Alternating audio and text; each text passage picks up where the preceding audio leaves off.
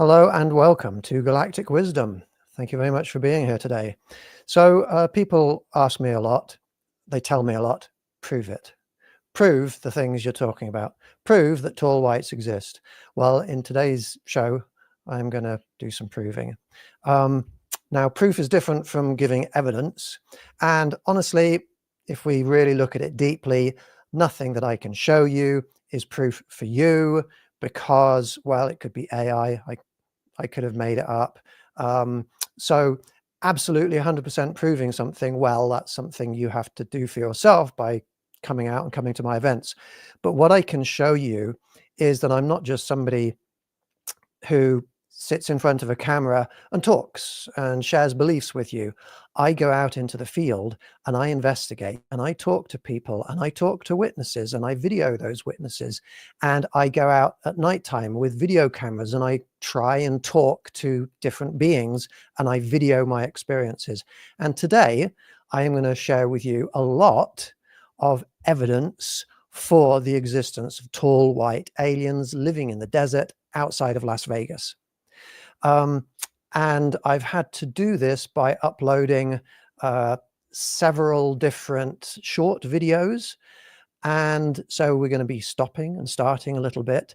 But in today's show, I am going to show you videos of eyewitnesses who have played as children with tall white children in their backyard in Nellis Air Force Base. I am going to show you videos of tall white vessels that I have taken while going out into the desert. I'm going to show you lots of evidence, and I'm just going to get started with this now. This is going to be a 4-minute video of evidence, and then afterwards I'm going to talk to you about it. Enjoy. Look at that there, 6 o'clock. Oh, wow. Hello. Hello.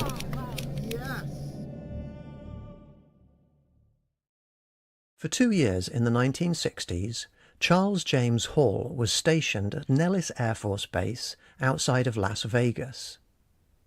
There he claims to have had many experiences with tall white aliens, one of whom was known as Range 4 Harry. Charles's experiences have been detailed in the documentary Walking with Tall Whites. In this video, I share my own research into tall whites, which culminates with the extraordinary experience of camping with tall whites. When I watched the documentary Walking with Tall Whites, the first time I watched it for 30 minutes, and I ended up stopping it and not carrying on.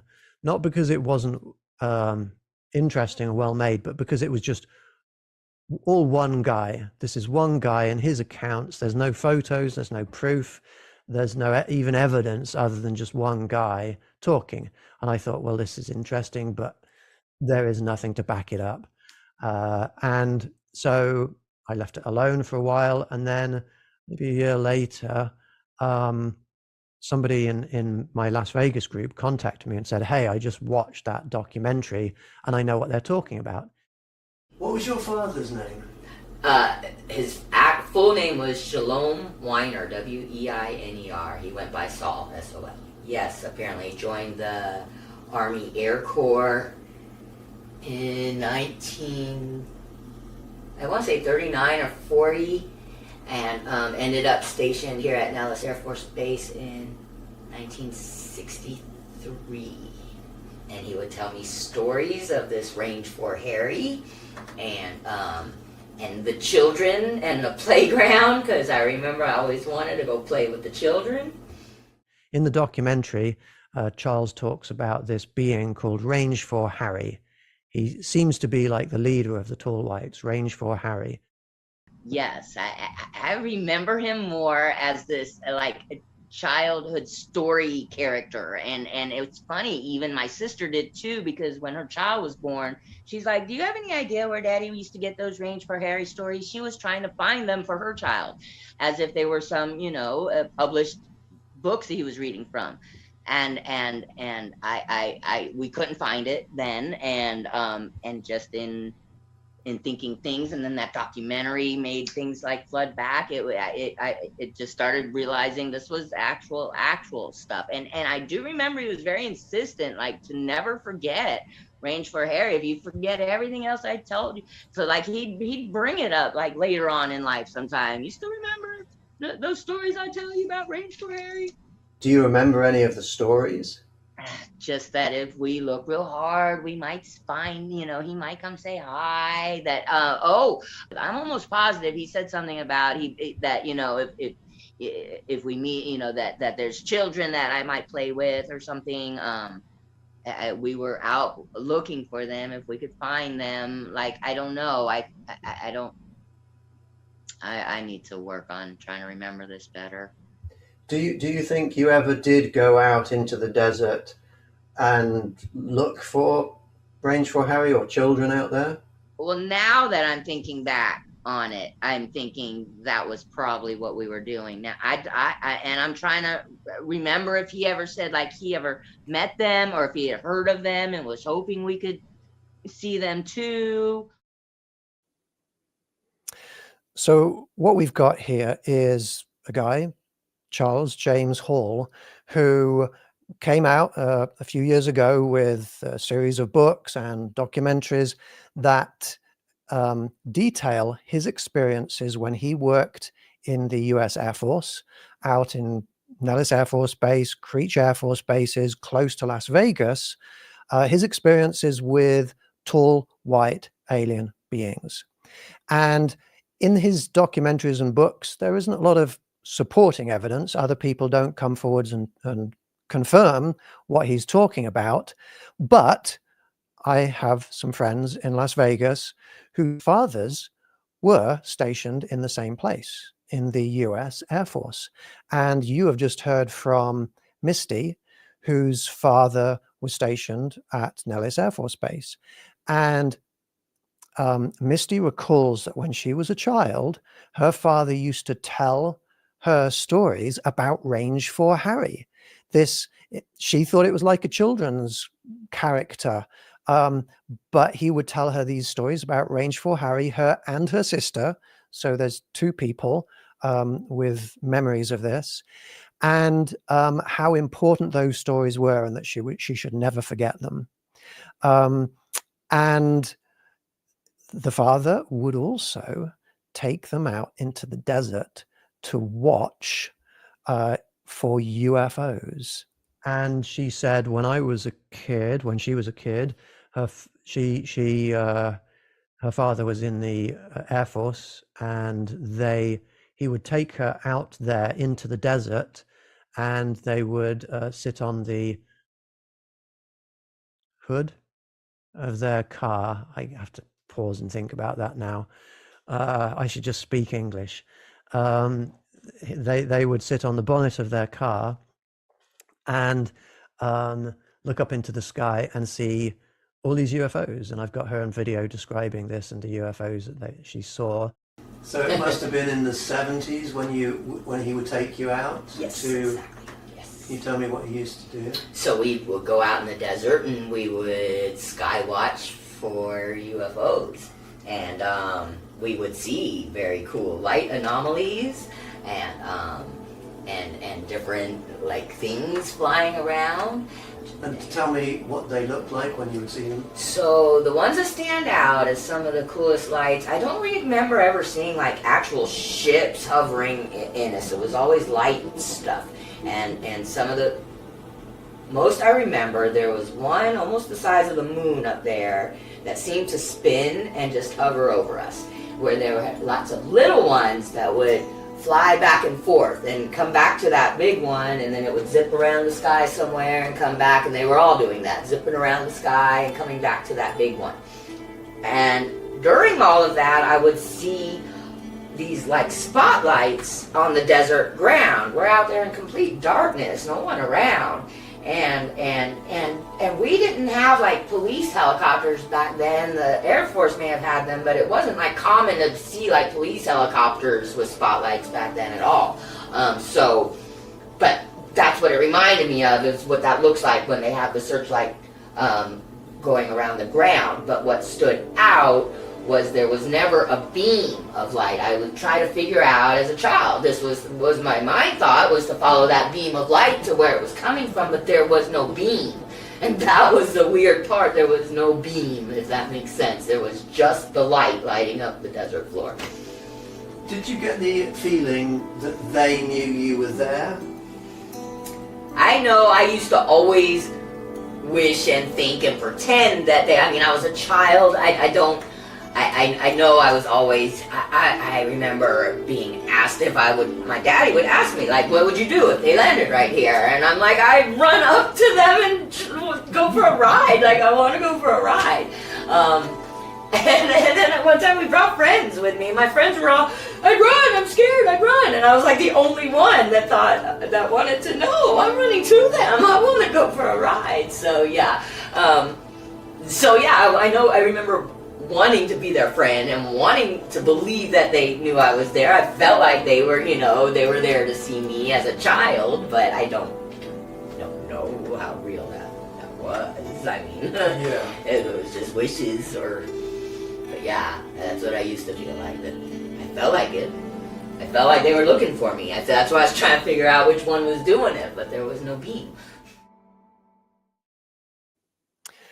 So that's interesting, because here we have Misty talking about, well, she was a child and so was her sister. They would be taken out there into the desert and they were looking for children. They were looking for tall white children to play with. And in fact, over the years, in my interactions with tall white beings, it is true that these tall white beings seem to be interested in our children and our children playing with their children. And I discovered another person in Las Vegas whose father was also in the US Air Force. And they actually lived on Creech Air Force Base, which is northwest of Las Vegas, a few miles. And her house used to be close to those ranges, the ranges where Range 4 Harry used to live. Her yard used to open up onto the back of, the back of her yard used to open up onto those ranges. And she remembers as a child playing with tall white children. Hi, my name is Mercedes Roberts. Fantastic. And you told me earlier on today that you feel that maybe you had an experience with tall white children when you were young. Yes, I remember when I was about maybe 3-4 years old. We lived here in Indian Springs. My dad was in the Air Force. And I remember playing in our backyard, which was fenced off, but behind the fence was the desert. And my sister was a year younger than me. And I remember us being by ourselves, which was strange because my mother was very protective of us, but she was nowhere around. And I remember children, playing with children, but they didn't look like other children or dress like other children. And I also remember looking through I would have to say, they weren't binoculars, but they were some type of, like a viewfinder or something that you can look inside. And I remember seeing different images. Some images were familiar, like picnic table, the sunset, and then some images were more like alien, like the sky was purple, just different flashes. So I remember that. And so your father was stationed at Nellis? Yes, he was stationed in Nellis. And well, actually not Nellis. He was stationed at Nellis also, but he was stationed here when we lived in Indian Springs. So this is Creech, is that right? Yes. So he was stationed at Creech. Yes. I don't know if that's the name of it back then, but No, I don't think it was. Yeah. But I remember the Thunderbirds. I remember that. Yeah. Really into the Thunderbirds. So Creech is on the this highway. Creech is that side. your house was also on that side of the highway? I remember we lived on base. I'm not sure if it was on base or right across directly from base, because I was just a toddler then. But I do have pictures of us. Goodbye. Of us playing in the backyard, and I think that's where my memory, where I remember most because of some of the pictures. So I recorded that after we had gone out and done a contact event a few years ago at nighttime. And I can only upload like up to 200 megabytes of video at a time. So I'm going to move on to the next part of that interview right now. But after looking at that documentary, I forget what his name is. Charlie, I think, wasn't it? Charles or... He was a weatherman, and he mentioned that there was this tool that the tall whites would use to erase your memory. So I don't know if the thing I'm thinking of might have been something similar to that. I'm not sure. But I do feel that we did have encounters with the tall whites when I lived in Indian Springs when I was a baby. So child. you actually lived on the military base Yes. in Indian Springs, and your backyard opened up onto the military desert area. Yes. And that is where you played with children that didn't quite look human. Right. Do you remember how they did look? I don't. I just remember there were children, and I remember my sister and us playing. And the strangest part to me was that my parents were nowhere around. That was strange, that we were in the backyard with our parents there. Do you remember any details about those children at all? No, that's very vague. Okay. But I do you remember what games or how you were playing with the children? I remember playing chase, running around, and then looking in that whatever that thing was. Yeah. So that belonged to the children? Yeah, it wasn't ours. And were the pictures that you were looking at, were they moving images or like a slideshow? I remember it being more like a slideshow. Okay.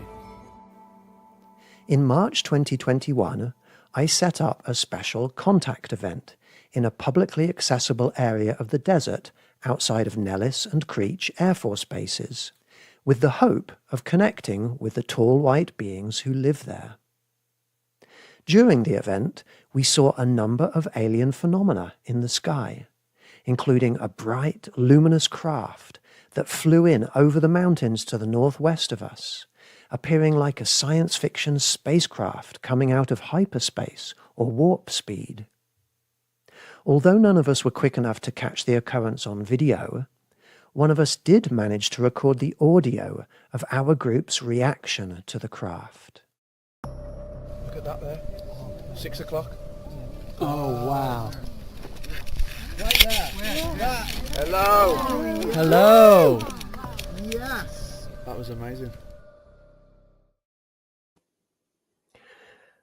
Okay, so as I said, I go out into the desert. I go out into the desert all around the country, all around the world, into the wilderness to try to connect with these beings. And, you know, you can have, even if you have your camera in your hand, something can appear in the sky for just a second or two behind you, and you turn around and you try and record and you don't quite get it. But sometimes you manage to get the audio in there, and that's what I got then.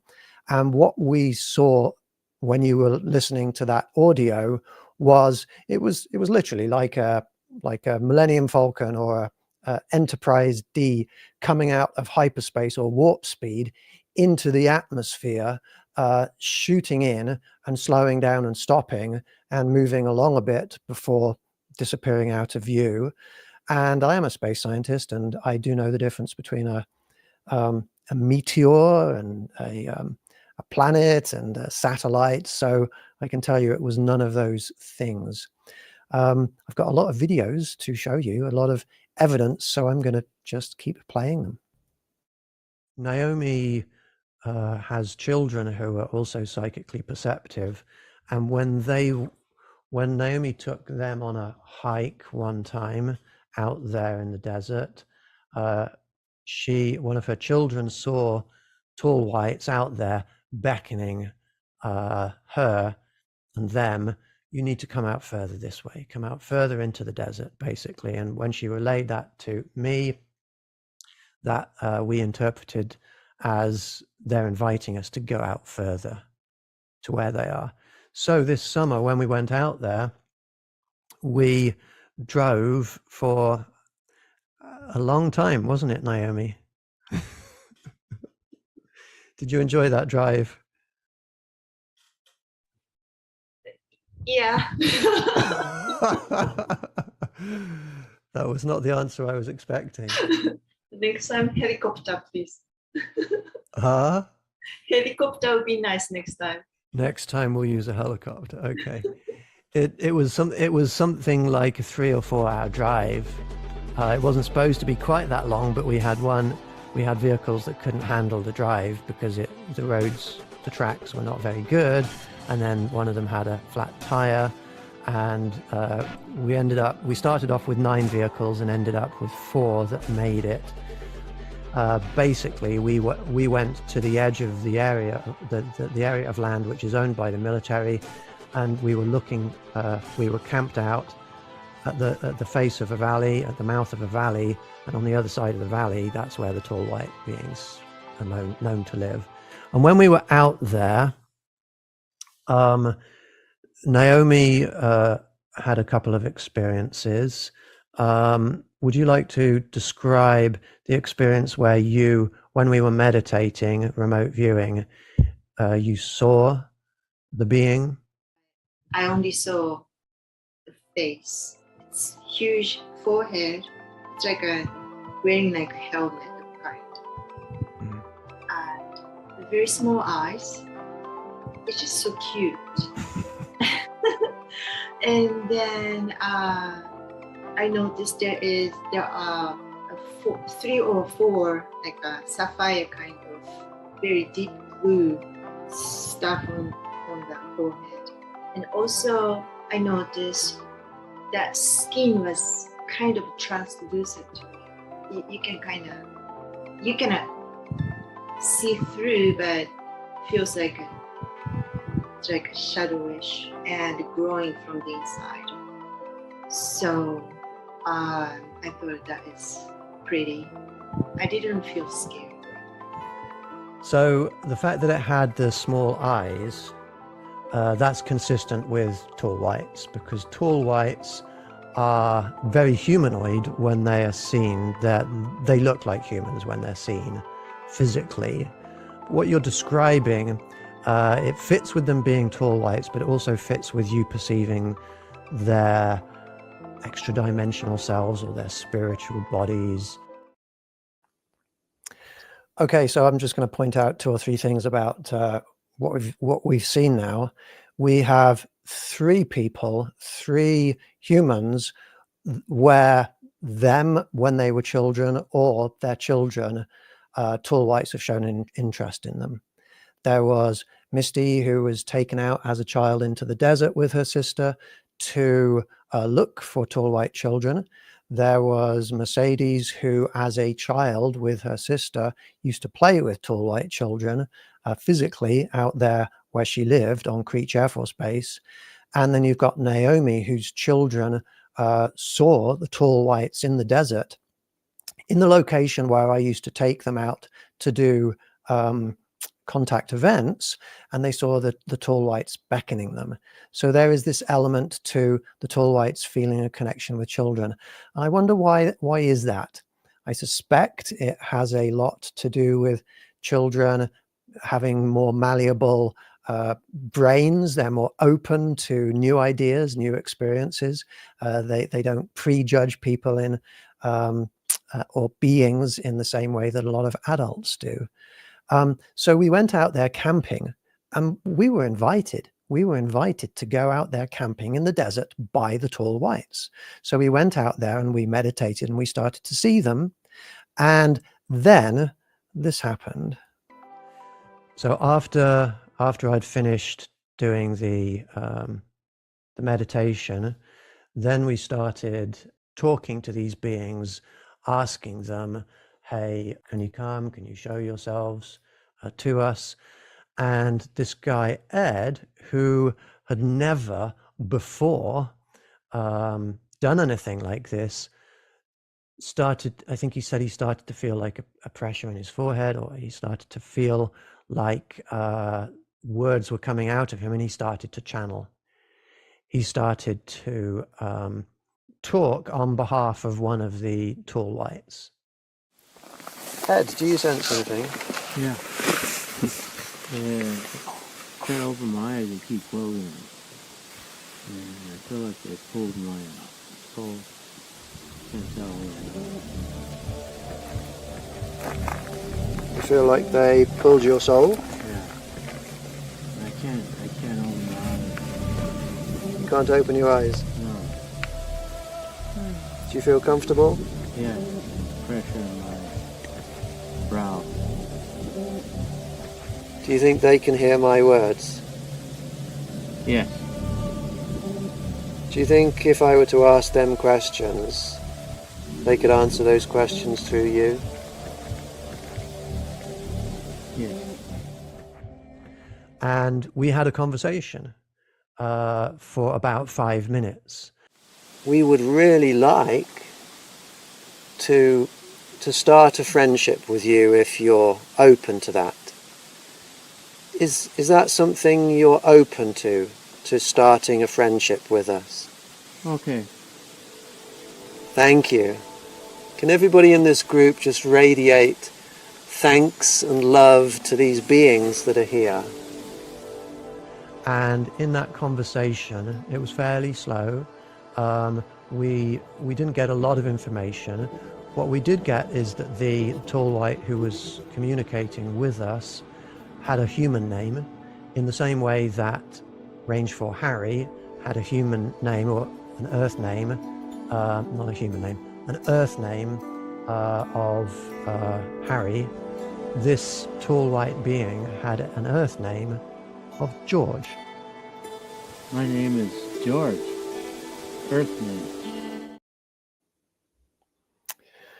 Okay, so we started talking to these beings, and one thing that I want to pull out of what you've just seen is when somebody in your group starts to act like they're not in full control of their body or their mind or their thoughts or their voice, and they say that they feel like something has pulled their soul, what do you do with that?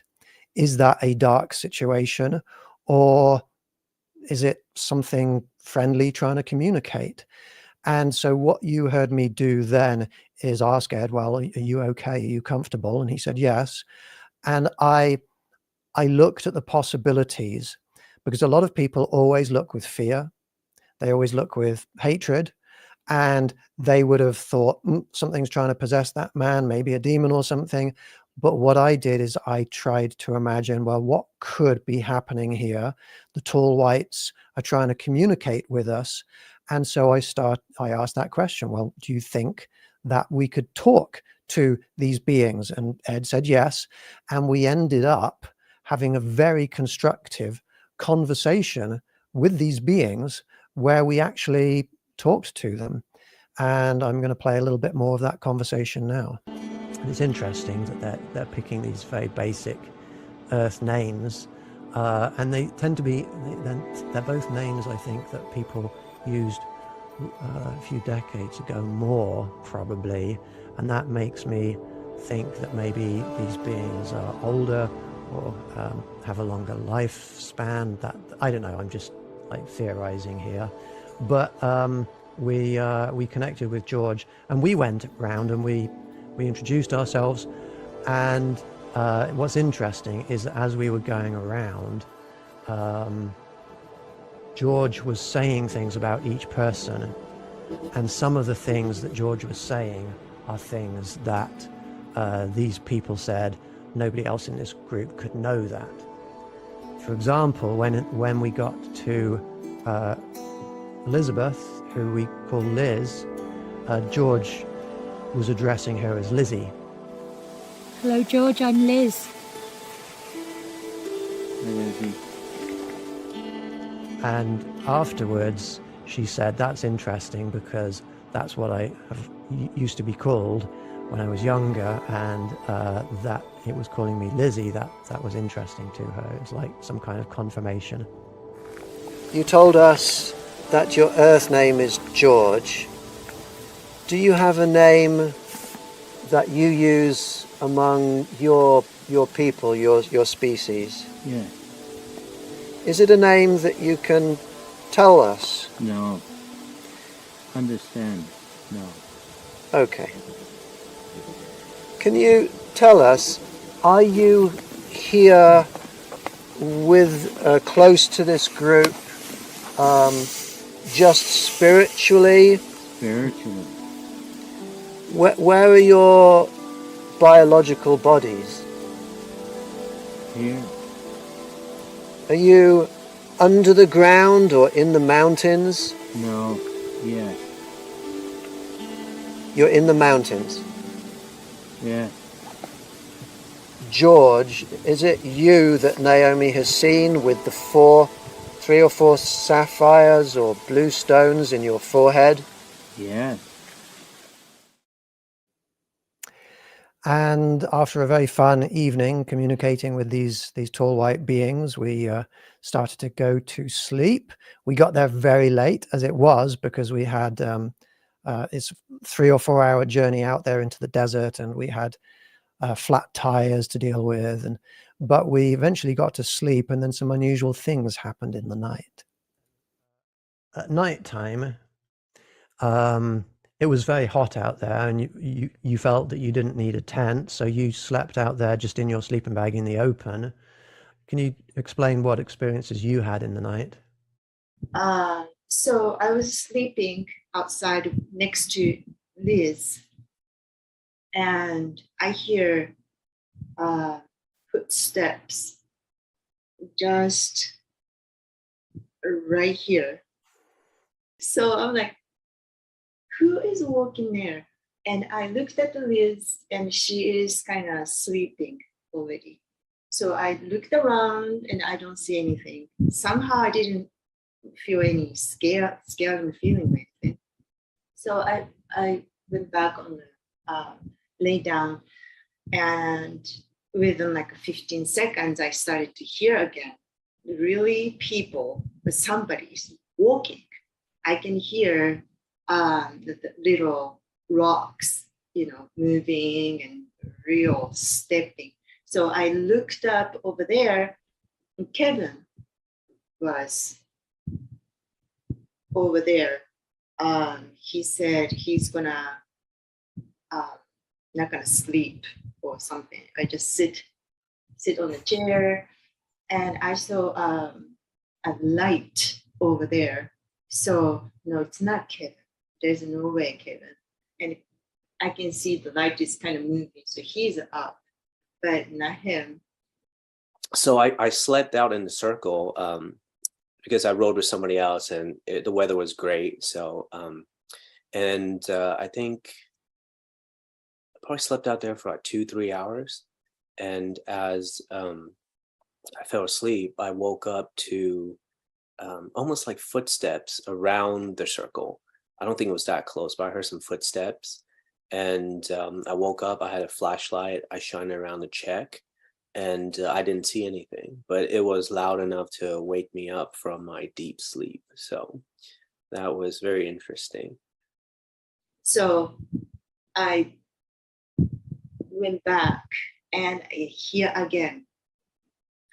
And I didn't know at the time why I didn't think that it might be a tall white walking around among us. So that's after the fact. Next morning, I realized it might be a tall white actually walking, but I didn't see anything. Okay. So it was very, very strange. Can you recall, Naomi, the experiences of the other people? Didn't a couple of other people email you afterwards and let you know that they thought they had experienced that they'd perceived tall whites at the base of the mountain or something like that? Oh yes. One lady actually texted me that when we are gathering at the like a meditation place, she saw some beings at the foot of the mountain, like across from us or something. And she wrote that she's shy, so she didn't say anything.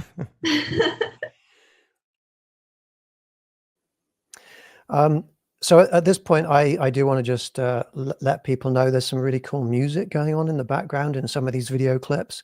And the composer and performer, producer of those music clips is Raphael Lugo. I just want to shout him out and say thank you to him. And I was videoing at that event that we went to, and it wasn't until I got home that I discovered I'd videoed something pretty cool. Our camping experience with tall whites was the extraordinary culmination of 3 years of research, contact events, remote communications, diplomacy, and determination. For the attendees, it was a beautiful shared experience with 16 peaceful, loving humans and an exhilarating adventure with an advanced non-human species. It wasn't until I had returned home and looked at the night vision video footage from the event that I discovered this. In between meditations, while scanning the horizon with my night vision camera, something appeared in the sky above the mountains and flew down behind them. Could this be a simple lens flare? No.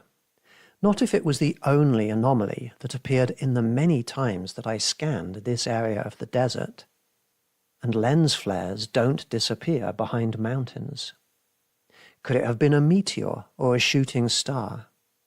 As a space scientist who's seen many thousands of meteors in my lifetime, I don't think so. Unlike meteors, it seems to have luminous wisps of something coming off it sideways. Although it's impossible to prove conclusively, I think that this is a trans-dimensional, tall white vessel entering the sky above the mountain and flying down behind it or into it.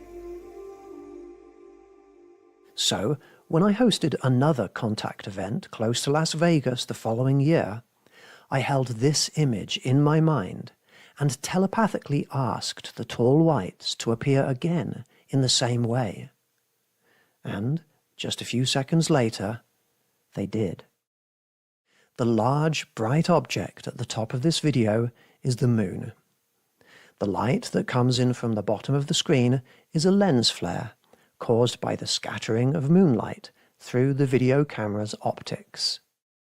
And the object that flies down behind the mountain is, in my opinion, another tall white vessel, responding to my telepathic communications by mirroring the appearance of the vessel that I videoed the previous year.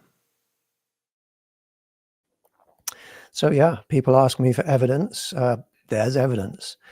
I am not, as I said at the start of this podcast today, I am not somebody that just sits in my home in front of a camera and talks. I go out and I try to discover things for myself. That's the only way that you can ever gain knowledge, is to discover things for yourself. Look at that there. 6 o'clock. Oh, wow. Hello. Hello.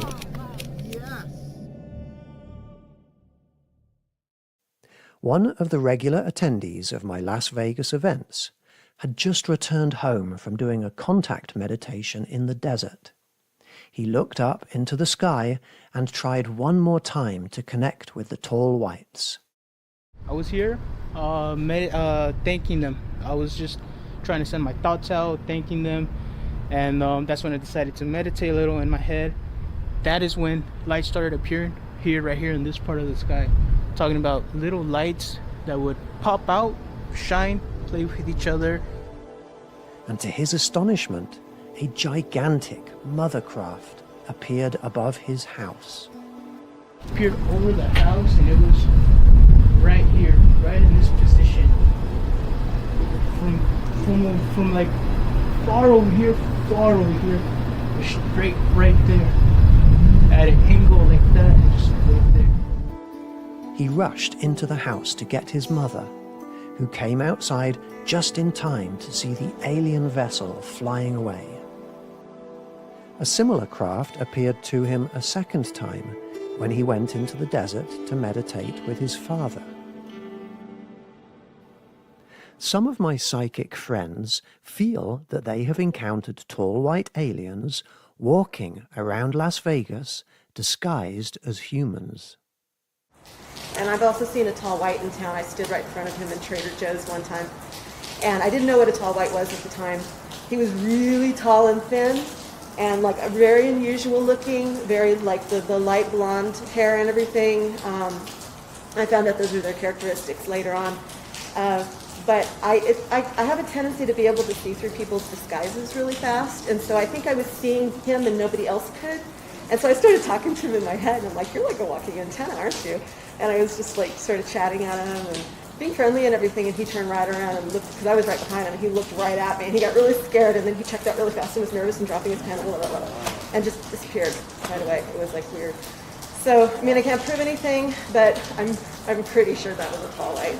How tall was he? Oh, gosh, he must have been about like at least 6'5", very tall. He could have been taller than that even, but I think it was 6'5". And before I go any further, I would just like to thank Raf, Benno, and CND Boy for your positive comments. I appreciate that. I am going to continue with my my tall white investigations. In 2024, while I was talking to a group of contact event attendees in the desert, a bright, tall white vessel slowly appeared in the sky behind me, as though emerging out of higher dimensional space. I turned around to see it growing larger and brighter, and then slowly getting smaller and dimmer until it faded away completely. Although I didn't manage to turn on my video camera quickly enough to record it, the attendees' reaction in the following seconds offers some indication of just how amazing the experience was. Fantastic! It was bright and it just like it lit up. It did just kind of wiggle. Yeah, it did. It was moving. It was moving, and then it lit up. That was not a shooting star. That was not. It didn't continue over us or anything. Yeah. That was not an airplane. That was not a satellite. Wow, that was amazing. Good eye. Daddy, oh my God. It was like a shooting star, but then it like stayed there for a second. Wow. Then it got bright. Really bright.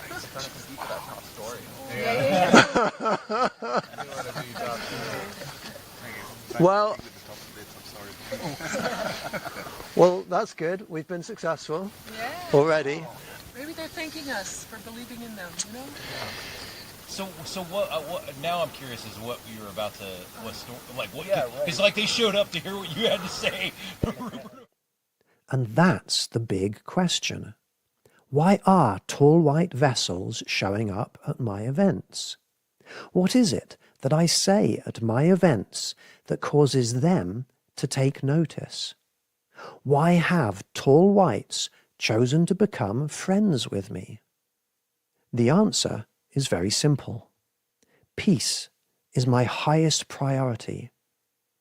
To the extent that it's practically possible, I try to do no harm to anyone. I have a vision of universal peace, universal love, and universal well-being. I care about all conscious life forms unconditionally, without judgment or negative discrimination. And tall whites like that, and they support that. So I have formed a friendship with these beings. I formed a relationship with these beings. And, you know, a lot of people think of aliens just in the physical form, flying around in physical craft, standing in front of you physically. But I connect with them a lot spiritually, astrally, in meditations, in astral projections, in remote communications. And psychic people, when they're in my presence, they will often see beings around me and sometimes tall whites. So I would describe you as a psychic who is able to tune into spiritual and ultra-dimensional realms and energies and beings, including human spirits and including non-human entities. Is that correct? That's the perfect way to describe it. And I don't know of any other way to describe it. So yeah. when beings come to you, when alien beings come to you, it's a very strong and real experience for you. Yes. Could you describe what happened when you first met me in person? First of all, I was a nervous wreck. I was excited like a little girl, you know. I get to meet you in person for the first time. So come on, man. It was great because we've been having great times. And I went around the corner and I met, as I'm looking at the doorwell, going around the corner, and you're standing there and it's like, you know, and I could feel this energy flowing like all around you. When I held you, hugged you, it was like this immense amount of energy. And when I backed off, immediately I saw a reptilian, an Eben, and the tall white. That tall, he was 9 feet tall. He was very stoic, mannered, you know, very quiet. But the feeling you did not get from him, you didn't get fear, you didn't get the feeling stay away. You were like, it was a loving presence, but we're not going to have face-to-face conversation right now. Okay. And he literally sort of hung back from the other two beings that were there that was like, let's do this. They were very joyful and happy to be there. And he walked down the hall and stood in the hallway. And I remember one point when you asked me, where do you see them? And I said, he's right down the hall. And you got up and you went down the hall. Hey, and I'm like, well, he's leaving now. He's going in the other direction. But he was still presently in the home, and you can feel that presence. It was just all around, very, very loving, very, very kind. The long blonde hair, the same type of suit. And she's mid-sentence here. Let's pick that up from where she left off. Their vibration, his vibration, okay, it's really high. The vibration is really, really high, and it is extremely intimidating. And I don't mean that in a negative way. If you are not used to it, you're kicked in with that hormone, the fight or flight hormone that just kicked in because there's energy around you and you're not, where is it coming from? What is it? Well, it's his energy, and it is like boom, boom, boom, boom. If you're not prepared for that, you literally will actually put up blocks. You may not be able to communicate. This is just things I see for myself. Okay. You won't be able to communicate. I need you to be relaxed, because the more and more we engage with one another, the less you're going to have that fight or flight mode happen. Now, this tall white being came into that house with me, right? Mm-hmm. Yes. Why do you think the tall white and the reptilian and the Eben were coming into the house with me? You were on tour, and you were you're on this huge tour, peace, love, universal love. It's just even when you say it, for some folks it's like, but for them it's so in the heart. It is what they desire for us. And it is a goal, because the future is we're all together. That's the future. I actually can see that happening. I really do. And they were there for support, and they were also your protection team. That's the best way to put it, your protection team.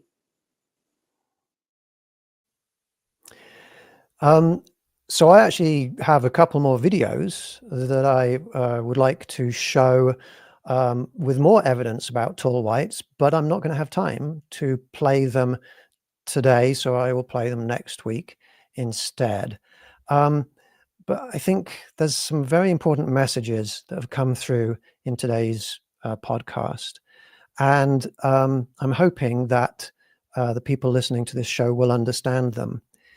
These beings that are out there, these tall white beings, they do support peaceful, loving, friendly relationships, contact, communications with them. They support in a way that they will actually come to you. They come to me and they support me. They protect me while I'm touring around, because here I am giving a message that these beings we can live in peace with. And they like that. And I host online meetings all the time where we connect with beings like this. I know 10, 15 different species that I've formed friendships like this with. And I go on tours, and I invite you to join me. I invite you to come to my online meetings, to come to my in-person events. If you're interested in getting involved with what I do, which is real research, it's real investigations, it's real contact, both online or spiritually and in person, then please join the group there that you see on the screen. There is a free membership option, but in order to support what I do, I'm hoping that some people might join tier 1 or tier 2 of that group. I am going to continue to tell you about my investigations next week, where we talk about what happened where we astrally projected to Area 51 and to the Galactic Mothercraft. Thank you very much for watching this show. I wish you all peace, love, and well-being.